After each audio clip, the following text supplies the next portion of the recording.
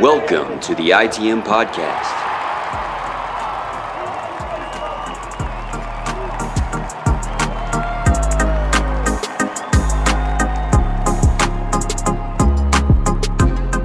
This is episode 270 of the ITM Podcast, the official Boston Red Sox podcast of the CLNS Media Network, brought to you by Prizepicks, the exclusive daily fantasy partner of the CLNS Media Network, and by Gametime Tickets, the best place to buy tickets online to sports, concerts, all your favorite events, and the Boston Red Sox.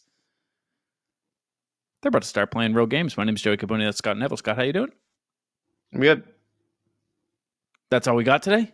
Yeah, I know. I have no, I know I usually have something super, super funny and witty to start off the show, and it's always, everyone's like waiting for it, but, you know, I just got nothing right now. You know, a lot of the times people will message me and they'll say, Yeah. Hey, Joey, wasn't sure about the newest episode, but I put it on anyway. And when Scott gave that monologue, Yeah. like a carnival barker, and came in with all that charisma and energy, I was hooked. And I couldn't stop listening through the whole show. I listened twice. That's what people usually say to me. So, yeah, we're going to have a lot of disappointed people. Just so you know, you're letting people down. I get it. Nothing new for me. But yeah, I get it. I get it. I'm sorry, guys. So there is actually news to talk about as we're getting closer to the season starting. Scott, there's like actual things going on. They're making moves. They are making it clear on the field and off the field what they're going to do. Things are taking shape. It looks like the lineup is getting clearer and clearer by the day. The rotation is all but decided. Where do we start? Because to me, I'm looking at the roster moves from today, just thinking, oh, that's the most recent thing. That's probably what we should talk about. But is there something else that jumps out at you beyond that? You're like, oh, we got to talk about, Cass is bringing Bregman in with that double. Yeah, I mean, Durant versus Casey Mize was the first thing that came to mind, was the fact that, he popped one on Casey Mize. But if we want to get into like stuff that counts, yeah, I mean, I have a thing, but I don't think it's like a lead off the show thing. I think the biggest point would be Devers, probably. Yeah, let's talk about Devers. So we actually was after we recorded this show. It feels like a long time ago now. It's probably been 5-6 days. Is when he had a presser or some media availability alongside his translator and said, I'm cool DHing. It does feel, as I'm saying this, I'm like, we definitely talked about this. No, we didn't. He said, I'm cool DHing. I'll play wherever they want me to play. I'm just happy to be here. I just want to do whatever it helps to make the team win. Or actually, that's what the translator said, because Devers said absolutely nothing like that. And that's been entirely glossed over. In the moment, I tweeted the video. I thought it was going to get more of a reaction than it did in the moment. Rafi is looking at the translator with these eyes that are saying, Brother Bear, I understand English. I know what you're saying, and that's not what I said. I don't think I've ever seen a player interrupt their interpreter so as to say, no, tell them I said this, which is what Devers did. Because as Davison Perez is saying, yeah, he says, he's good to play wherever. I've seen multiple native Spanish speakers on the internet translate that as Devers saying something along the lines of, yeah, I had that conversation with them and they know how I feel. And they know what I want. Which is not saying, yeah, I'll do whatever they want. That's saying, yeah, well, I mean, I talked to them and they know what I prefer. So that was like the most egregious example of the team being like, let's put this out into the media. Put out the quote, I'll play wherever they want. Not at all what he said. I'm sorry to say it like that and call out the PR staff, but that's so obviously what happened there. I just couldn't believe how much it was circulating around. The people were like, oh, look, Rafi says he's going to play anywhere. If you see that clip and you see the look Rafi is giving as those words are said, I don't think that anybody in their right mind would walk away believing it. That's interesting. I think the fact that,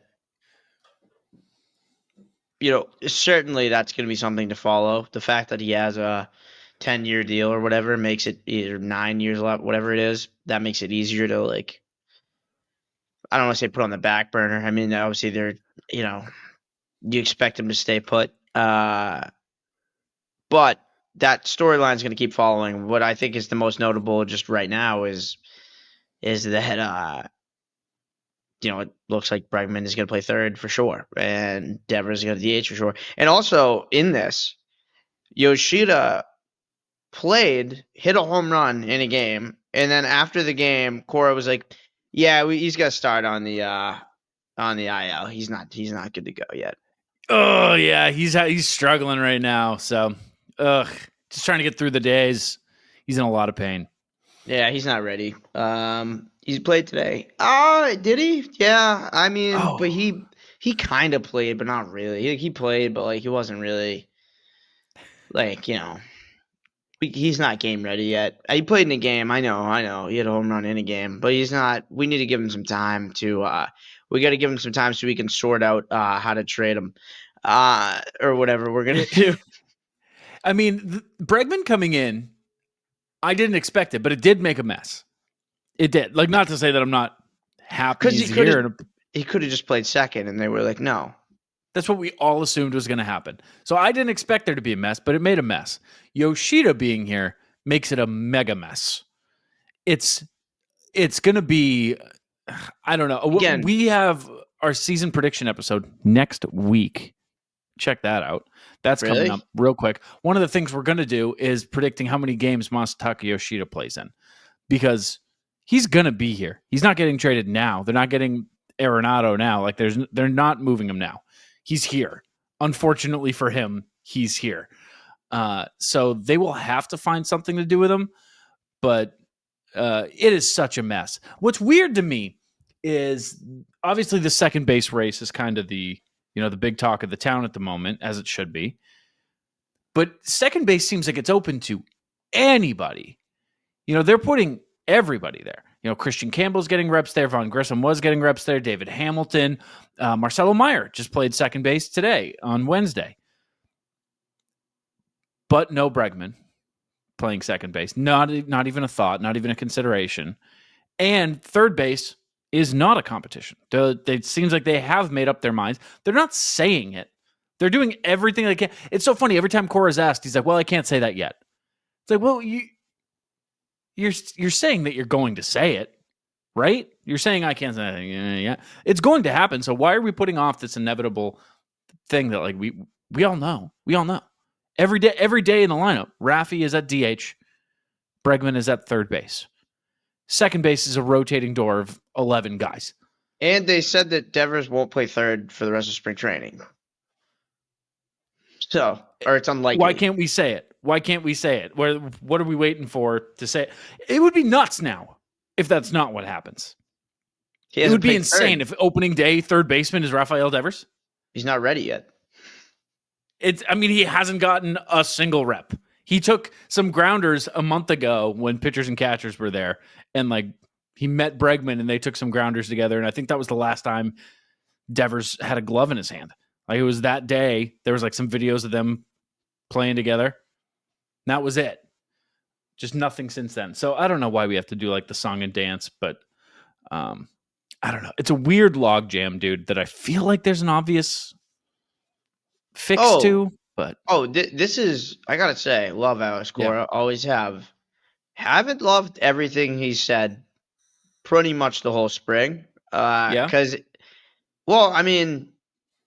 look at the situation we're talking about now, where you could put in Bregman second, Devers third, Yoshida DH, and then let one of the second base prospects overwhelm you. Let Campbell hit more than 200 in spring training before you give him the job, and be able to go 2 weeks in a row without making multiple errors in a game. Let's see if he can string that together before you force him onto the roster. The other part of it, jumping ahead, I don't love what the bullpen situation is right now. It seems like they're leaning towards Chapman as the closer. That's not good. I just don't understand. It's it's like Breslow did his job and Cora's not putting the pieces together. I'm very confused. It's very opposite of what I've seen. And he's smarter than me. Maybe I'm an idiot and it'll work out, but Maybe I just don't. maybe you are. Maybe you're a dumb idiot. Maybe I'm a big fat idiot that needs to rethink some things, but I feel like everyone could have won here and we could have created the best roster offensively possible and sort of defensively. I mean, it gets a little weird putting Devers at third, but if you're replacing him with Campbell at second, then you're not really getting much better. I will say this about the lineup. You know what? I'm going to save it. But I have a take on the lineup because the more I look at it, I have one thought that I can't escape. I was driving today and I just said it out loud to myself and I was laughing. So I want to tell you that. Okay. But there's something more, maybe more important that I have to tell you. Prizepicks is the best place to get real money sports action. With over 10 million members and billions of dollars in awarded winnings, Prizepicks has made daily fantasy sports accessible to all. You just pick more or less on at least 2 players for a shot to win up to 1,000 times your cash. Run your game all season long on Prizepicks. On Prizepicks, you can mix and match player projections from different sports, combine your favorite basketball players with players from baseball, hockey, esports, and much more. Scott, you love esports. Tell people how much you love esports. Dude, that Overwatch League I've never seen before that you keep talking about. Oh, yeah. Who's your favorite Overwatch League player? Dude, good question. I'm glad you put me on the spot. Greg. I mean, you were a Zenyatta main, so you probably like Jay Jonak, right? I like Greg. Oh, Greg was sick. Prizepicks offers Venmo, Apple Pay, MasterCard, and more for quick and easy deposits into your account this sports season. The second half of the basketball season is here, and the race to the playoffs is heating up on Prizepicks, the best place to cash in on your favorite sports. So download the app today and use code CLNS to get $50 instantly when you play your first $5 lineup. That is code CLNS to get $50 instantly when you play your first $5 lineup. Prizepicks, run your game. I'm driving this morning, right, dude? In my car, Mazda, not to brag. I'm driving. I'm not going to. I'm not going to. It's a 2015, and I'm not going to brag. I'm driving. Shouldn't.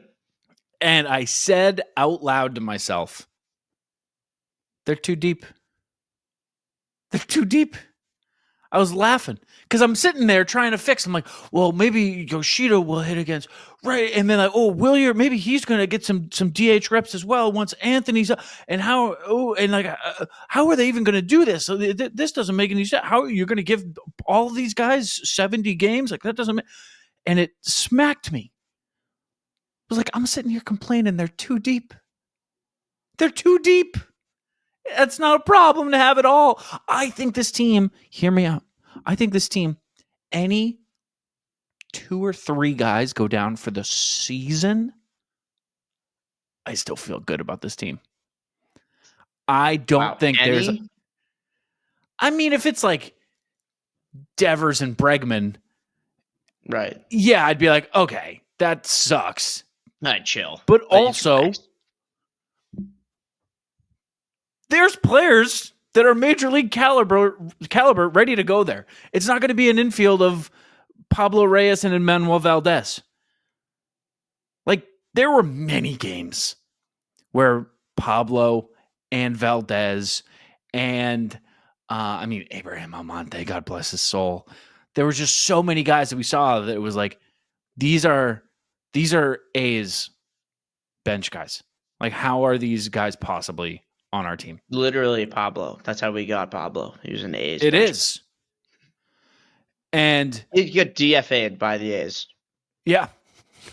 Yeah. And listen, now he's like the starting shortstop for the Yankees or whatever. They have nobody to play baseball for them over there in the Bronx. But so good for him, I guess. But there's not going to be a situation like that this year. It's not fucking possible. There's no position where somebody goes down. Cassis, I guess. Like, if Cassis goes down, like, you got to do some finagling and, like, hope Raffy can play first, maybe? Nah, like, Nick Sogard's got it.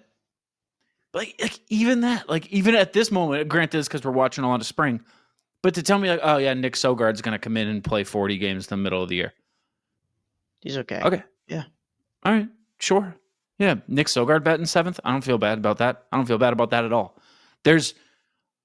For all this worry we're doing about like, well, how is this going to work there? How is this going to work? They're too deep. The problem is they have too many good players. When was the last time we had that fucking problem? 2018? Yeah, I mean, I guess you had who was battling Devers for reps at third?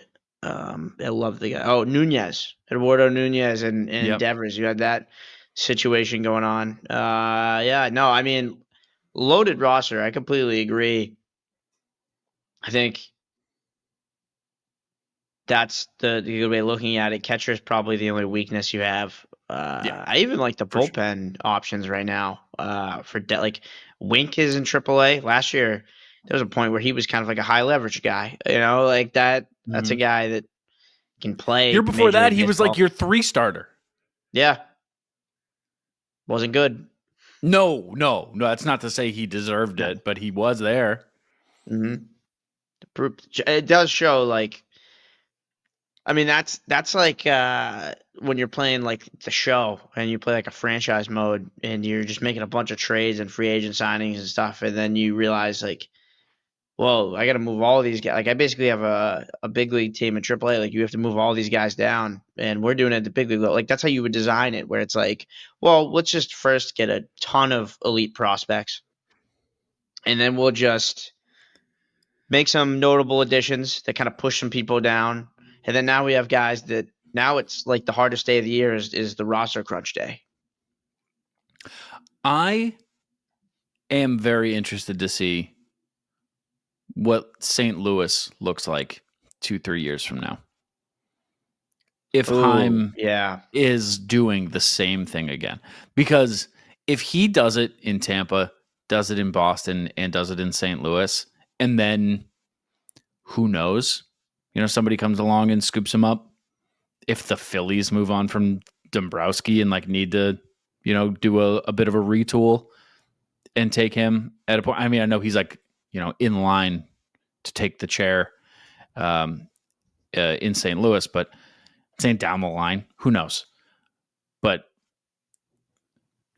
God bless Heim. Thank you, Heim, because it's here. It's here. It's all here. And I don't think. I mean, we can do all this stuff next week during the season predictions. I don't want to get too deep into it.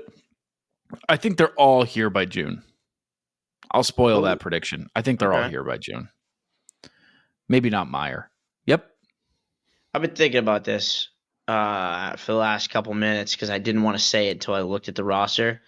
Yep. Position player wise, the Red Sox are deeper than the Dodgers. They don't have the star power. Wow. But hear me out.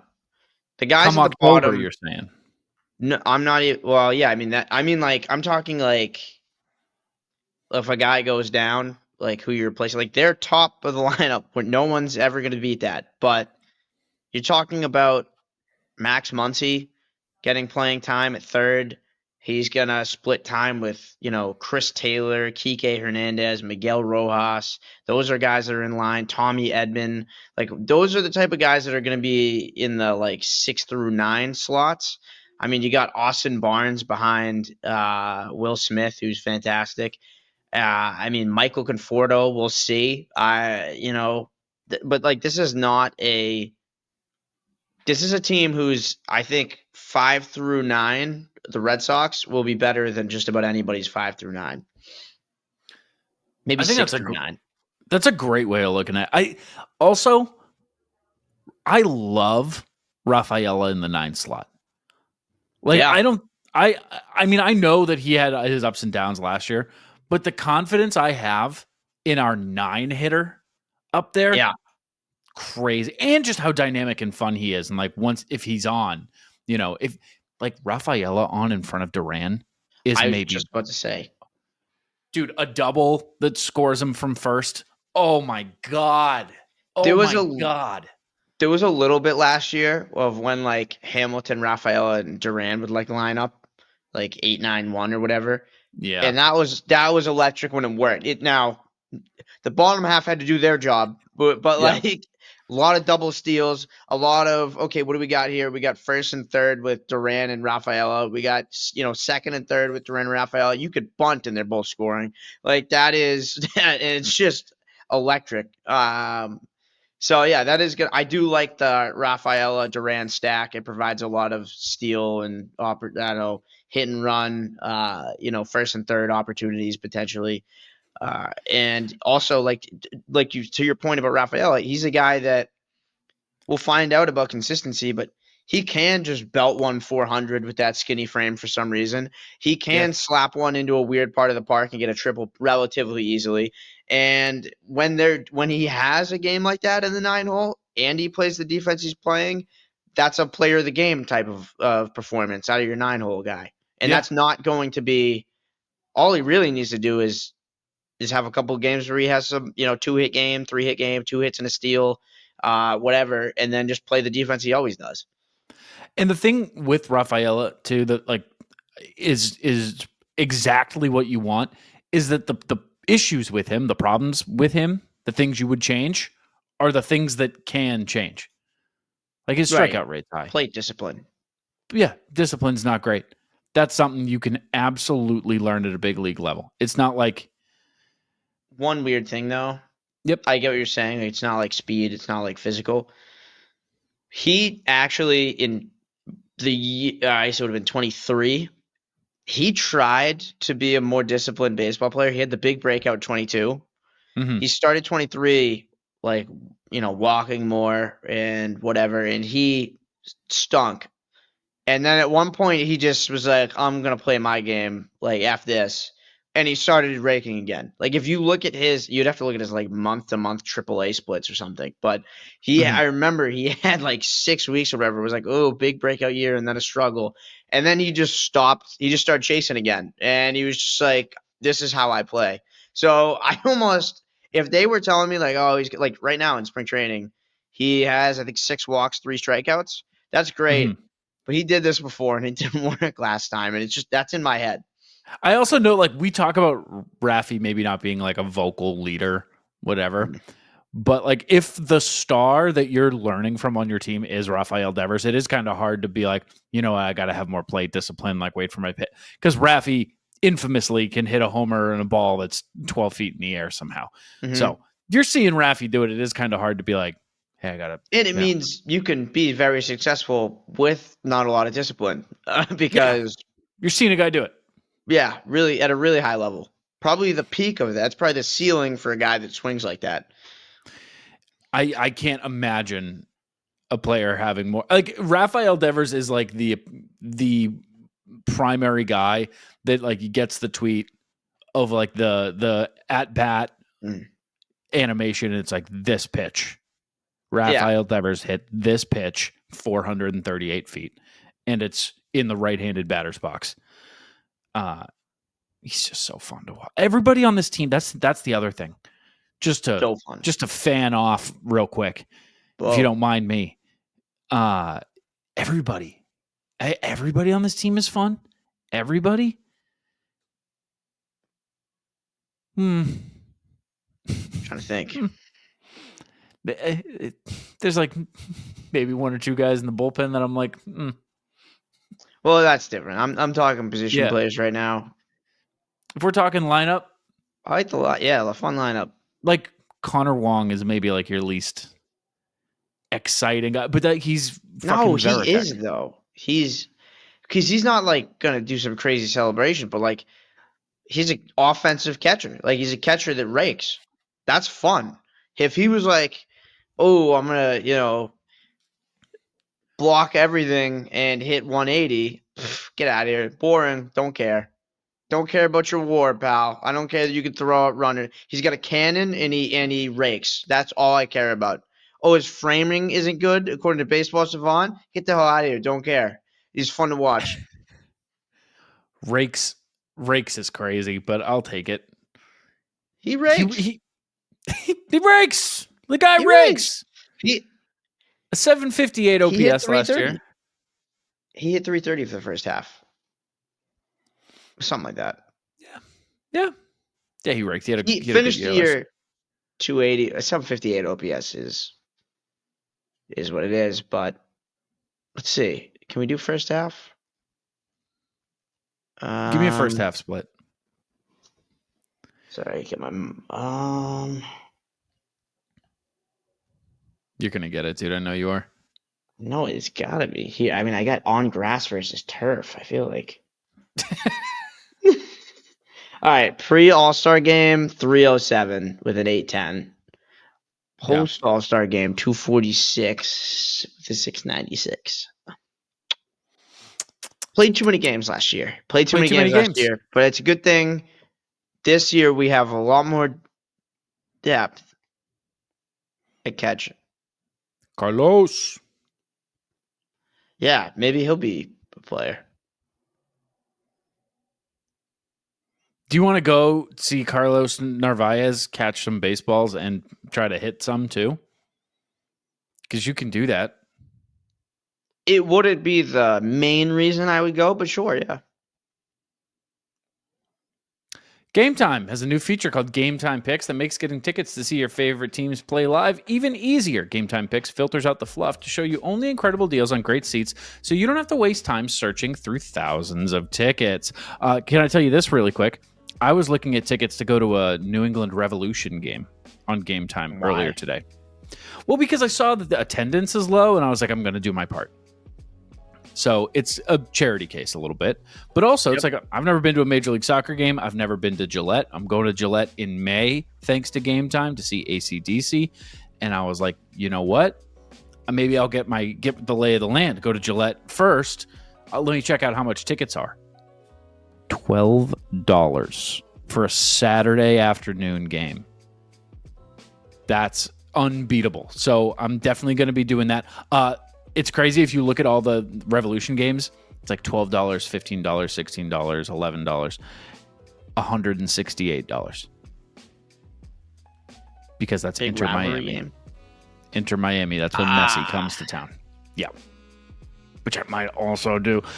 Gametime Picks curation makes it easier to save more on sports, concerts, comedy, theater, etc. The all-in pricing feature shows you the total up front with no surprise fees at checkout. So take the guesswork out of buying tickets with Gametime Picks. Download the Gametime app, create an account, and use code CLNS to get $20 off your first purchase. Terms apply. Again, create an account and redeem code CLNS for $20 off. Download Gametime today. What time is it, Scott? Game time. It's Gametime, dude. Also, by the way, just while you were reading that, I forgot about a human. Oh, Nick did you remember them? Yeah. Nick Sogard, we talked about, being the backup first baseman. Buddy, we got Romy Gonzalez. And that guy rakes. Crazy Romy Gonzalez, has absolutely just fallen by the way. Completely forgot that he existed. Who was it recently that I saw? He had a 723 OPS last year in 266. He was awesome. Hit 6 home runs in 199 at bats. He played 89 games, but a lot of that was parts of games. Like Romy Gonzalez appeared in 89 Red Sox games last year. That kind of says the point we were trying to make, huh? If you watched a Red Sox game last year, odds are Romy Gonzalez played in that game. That's insane. Yeah. And now we've just forgotten he exists, and there's not a single talk about him making the roster. He will, though. He will? I think so. I don't know. Maybe not. I thought so. It is insane. He hasn't crossed my mind, but who was the New Hampshire kid recently? Mickey no hits. Gasper. Yeah, Mickey no hits. Mickey Gasper. He was in a spring training game recently, and I was like, oh, right. Poor kid. Yep, poor the Twins, yeah. Yeah, we were playing them. I remember I saw that too. I was like, oh no, we lost them. Dude, you know who the same thing happened to me. I think this was over a week ago. But it was when they were playing the Phils. Christian Arroyo is in the Phillies organization. Check that out. Yeah. I didn't know that. Good on him. Well, I guess before we move on, we should probably do this.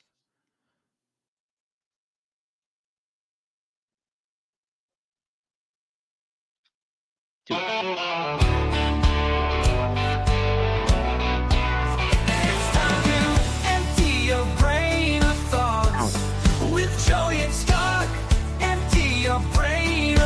Like throwing candy at a baby, dude.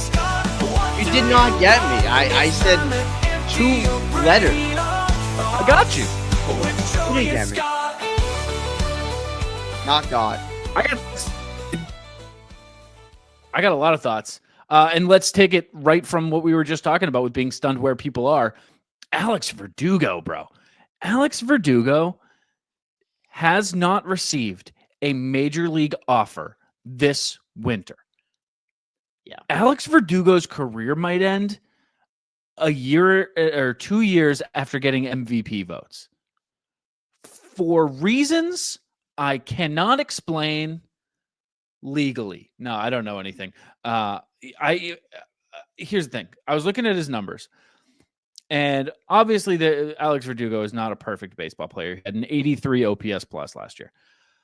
That was also his first time below 100 since 2018. Yep.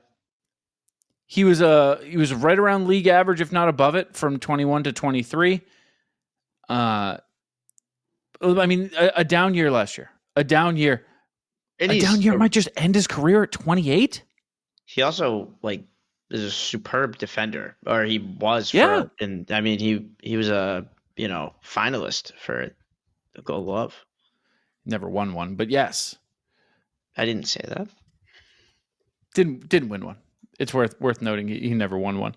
When you say 71st percentile in fielding run value last year. Yeah, last year. Yeah. 93rd percentile in whiff percentage, 88th percentile in K percentage, 94th percentile in arm strength, 96th percentile in arm value. And a bad year at the plate. Yeah. But I mean, has never had a year like that before.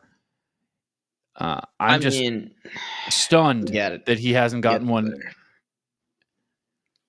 He'll get another shot. That's all I was gonna say. But do you think he's gonna get like a minor league deal somewhere? Yeah, I mean, at some point, I'm stunned it hasn't happened yet. But you're telling me the Reds or the Pirates get like an injury and they're not gonna take a shot at that? The Royals love themselves a good new Andrew Benintendi. I think the only reason he hasn't gotten a shot thus far, is he's kind of a dick. He's not a dick. He's kind of a dick. He's kind of a dick. I know the Red Sox.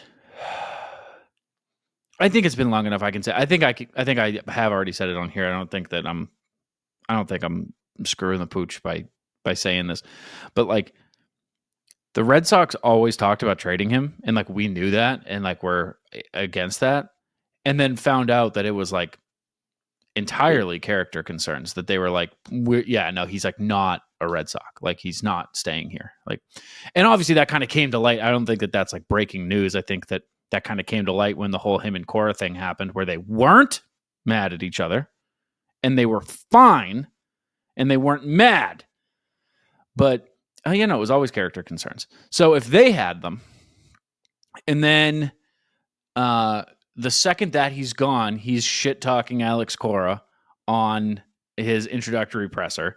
And then who knows what happened in New York. But I remember in spring training last year, there was issues with him being late to things in spring training. So if that's already circulating, like going and giving him a major league deal, like if the Red Sox and the Yankees are both like, character concerns, and the Dodgers, obviously there was kind of a big character concern that happened when he was with the Dodgers, and he was on that list. Do you remember the list? Yes, but no. I remember there being a list, but I don't remember what the list was. This is fucking stunning that we've all forgotten about this. Somebody, I might be getting the details wrong here, but somebody like hacked into the Dodgers computers, and there was like a file that they had on like character concern. They had like a list of guys, and then next to it, just like in an Excel spreadsheet, just like a paragraph about like what these guys had done and like why they weren't a big fan of them. Just like, and here's all the dirt on this guy, and here's a bunch of secrets about this guy, and Verdugo's on the list for reasons that we now know. I should do that. You should do that. Yeah, just have it there. Put it in the cloud. Joey said he was going to post 40 articles. He wrote 6. I can still get 40 this month. This was a month that has already passed. Right, put it in a spreadsheet, and you know what? I want you to crumple it up, and then I want you to turn it sideways, and then I want you to email it to me because I want to make change. Okay. Yeah, I mean, because it matters to me what the people around me think of me. I want to be a good coworker, and I want to leak it through not even my own channels. I want to leak it through like The Athletic. WikiLeaks, is that still up and running? I don't know, but I'd like to leak it through like a different publication that's not mine. Like I'd like Jeff Passan to just be like character concerns at Newsweek. And there's a list. Yeah, he'd tweet it. Yeah, just ask him. I bet he'd tweet it. Yeah, you and him go way back to San Diego. No, before. I interviewed him in college. Oh, right. You did. Oh, you got a call. Some other thought. Wait, I got some other thoughts. Right. I got some. Okay. Yeah. Well, I got some. Keep riffing on it. Keep riffing on it. Well, no, you know what? It's dead now. You got more. You got more in the tank. I can feel it. Give me more. I was just trying to say that he got a call from Fernando Tatis while we were talking. It was kind of cool. Go ahead. Are you done? Yeah. We're just going to mention every time someone has gotten a call from Fernando Tatis around us. That's one time. Yeah. It's possible that it wasn't just the one, technically, like winter meetings. It could have happened. Yeah. I don't know. Cotillo probably for some reason. You think him and Nando are buddies? Dude. Yeah. Do you know how many times he stepped out on a conversation I was having on the field with him to be like, damn it, 23's calling again. Yeah. Nando, ¿cómo se va? That is French. ¿Cómo se va? Right? Isn't that French? Does he speak French? Doubt it. Not Cotillo. Fernando. Does Fernando Tatis? Google that for me, would you please? How some are other you thoughts. That's how are you in French. Here's some other thoughts. Crochet named the opening day starter. Yeah, no kidding. The video of Paul Skeens getting told that he's the opening day starter is awesome. Water getting told it's wet. That's just so sick. Congratulations, man. You're going to be the opening day starter for the Pirates. I wish that his reaction, I wish he didn't know a camera was there, because I think he probably knew. I wish that we got like a real honest, like, yeah, I know. What? Yeah. Yeah. What are you talking about? Yeah. Anyway, Crochet. Here's a weird little Crochet thought that's in my emptying my brain of thoughts. Crochet is so good it makes me nervous. Just in general, just nervous about him. I'm just nervous. It's like I got like you get a puppy, right? And it's so cute and so small, and you're like, oh my God, this thing's gonna grow and not be this small. I got to cherish every second with this puppy. I could lose it under the couch, and I might suck it up in the vacuum. I got to be real careful with this puppy. Oh my God, I love it so much that I'm now nervous about it. One last thing. I'm probably on the wrong side of this one, but I don't care. This is just how I feel. The season starting at 4 a.m. in Japan is a little weird. I don't think that's. I think that's fair. Yeah, I mean, I'm not. I think it's sick to have regular season games in Japan. I think every sport now has regular season games in another country. There's a Mexico City series coming up in April? It's cool as hell. It's just the fact that it's the first game. It's a little bit of a bummer. It's like, I wanted to see the first game, and I knew it was coming up, and I was like, right, I'm going to stay up. I'm going to watch it. And then I went to bed, and I woke up, and I turned on MLB Network, and they're like, here's Shohei Ohtani in the first regular season game of the 2025 Major League Baseball season. And I'm like, God damn it. I missed the game for the hours that I put in watching Reds Braves at spring training. I missed the first game. It's just a little weird. A little bummed about it. And the other thing was just that next week is our season predictions episode, which I already mentioned earlier. So a couple things. I think that's fair. I think there are memories for me of watching like Cardinals Cubs opening days and like, that day you used to do the day before everyone else played. Like there'd be one game at night and then everyone else would play. I think that's really cool. I think you could just make it spring training. If that's, I don't think that's that big of a deal. The other thing that drives me nuts is like, I don't know if you know this, that was avoidable. In terms of having it at 6 a.m. They What do you mean? could have. I mean, we play the World Baseball Classic at a time when both sides are watching. It was like the most viewed game ever. Right. It's 9:30 for them right now. Like there could have been. There's like a 13-hour difference. Like there was a way to make that work. Like if they played at noon over there, it would be like 11 p.m. here. Yeah, yeah. And if That they seems doable. and if they had done like a 9 a.m. game, they could have had an 8 p.m. start here, which 9 a.m. would be weird, but I mean, these are all American players, so it's like they wouldn't have a problem with it. Their time zone would be it would be Even what if it they was. had a 9 p or an 8:30 p.m. game, it'd be a 7:30 a.m. here, right? Yeah. No, that's what I'm saying. That'd be very avoidable. Like they Yeah, didn't it's have to do crazy. it is my point. Like it's not going to be perfect, but they could have done it for sure. Yeah, it's crazy. I didn't think about the World Baseball Classic. Yeah. Those were very watched games. We just both watched those. Yeah. It's And not impossible to watch something happening in Japan. It's I don't know. It doesn't have to be at 4 a.m. Certainly doesn't, or 6 a.m. Was it 6? I don't remember because I didn't watch it, I'll tell you that. I'm still not awake at 6 a.m. I probably still wouldn't have woken up if it was 6 a.m. But I mean, I obviously didn't if it was at 6 a.m. But let's see. Regardless, weird. It's also so weird that they're playing real games while the rest of the teams are playing spring training. I don't know. I It know. Like, screwed everything why up. can't you go to Japan in August? Is it winter? No, it's not winter there. I think it's just the travel, like how unfair that would be. I don't know, man. It was a 2:38 start for them.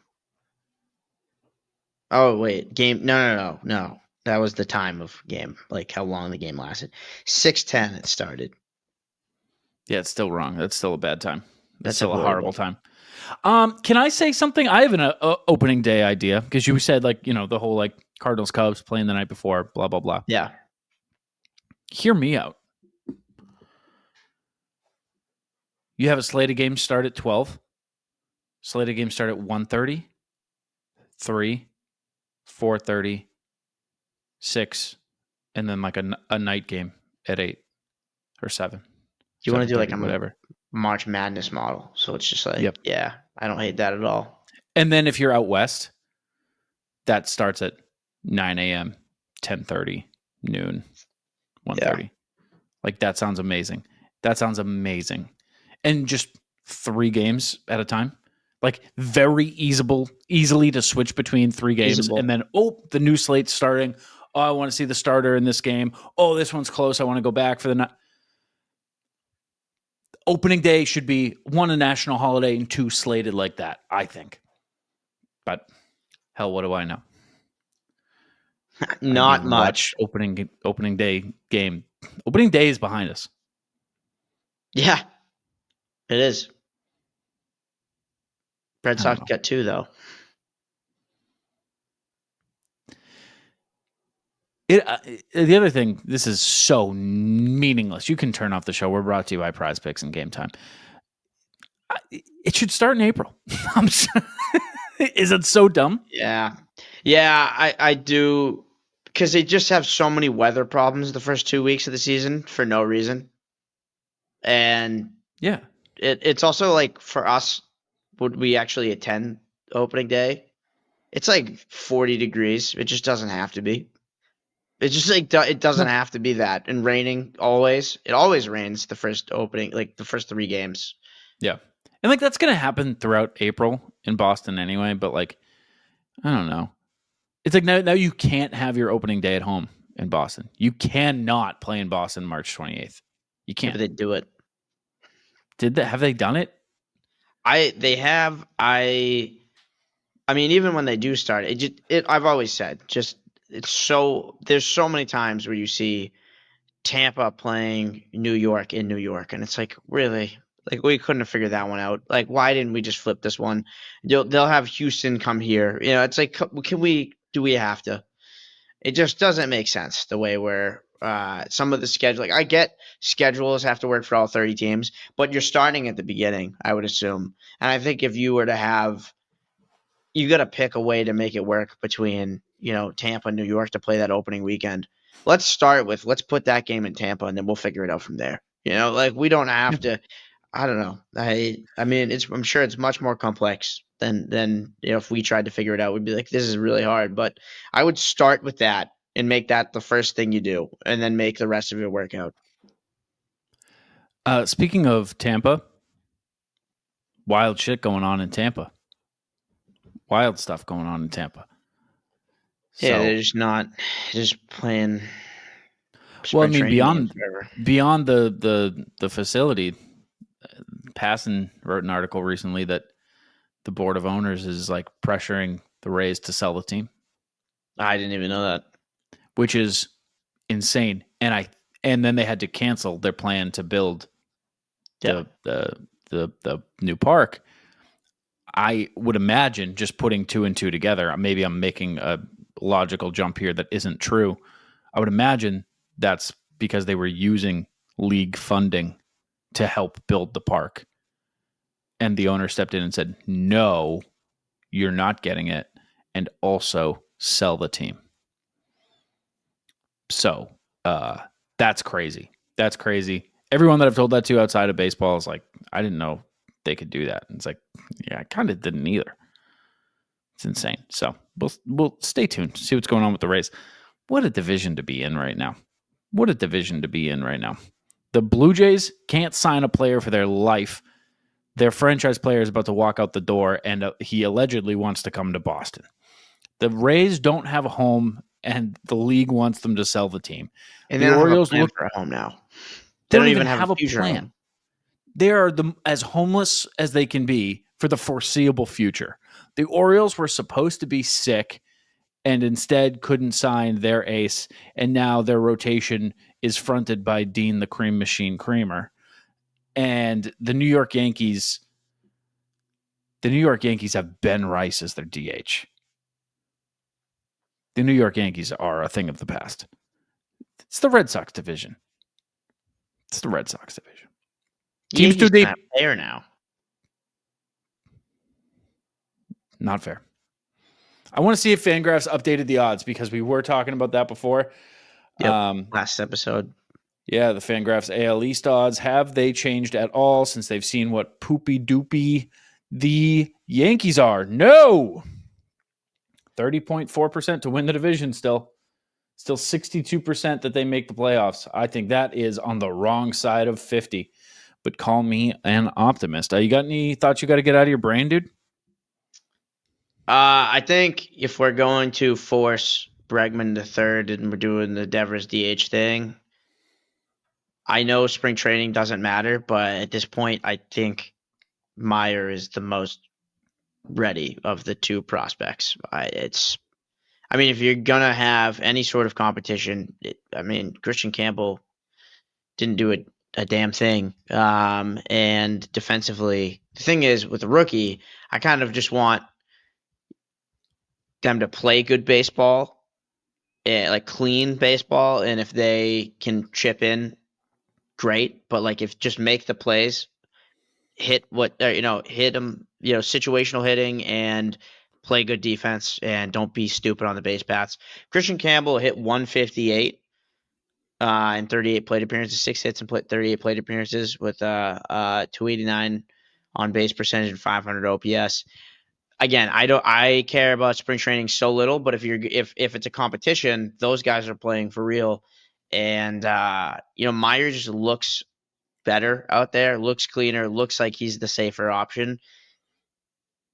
I don't know why. Like, again, if you're going to go with, I think the better route would be to probably just go Grissom, Hamilton, and just like figure it out. They're not doing that. So, I don't know. Forcing Campbell onto the roster feels a little weird to me when he needs to clean up his defense and he's not hitting right now. The thing about Campbell is if he's not hitting, he is a bad baseball player. Meyer can, struggle at the plate, still play very, plus defense and do everything else okay. And he's not hurting you. I hadn't even really considered that. It was my first time thinking of it. Obviously, was today when Meyer's in the lineup, and I'm like, oh right, Meyer should be involved in the competition for second base. But yeah, I mean that the thing is, like, if Trevor Story's healthy, he's gonna play where he's playing at least another year or two. So no, it's nothing to do with Story. Like, yeah, it's second base. I'm talking about. Well, no, I'm base. saying like Meyer won't have a spot. Yeah. If you only limit him to shortstop, he Right. is going to be blocked for a bit, unless you deal Story or something. But like, right. Story presumably should be there. So I guess I hadn't really considered it. Yeah, I mean, I get that Campbell was great last year, and spring training isn't the most important thing. But Meyer right now is hitting better, and he's better at everything else. And the only reason he's not on the roster is because, or in consideration to be on the roster, is just because he didn't get to play a ton in AAA last year, which fully understand. But he seems okay. I would love a reality where we can have Meyer on the opening day roster. That would be sweet if he's the first one.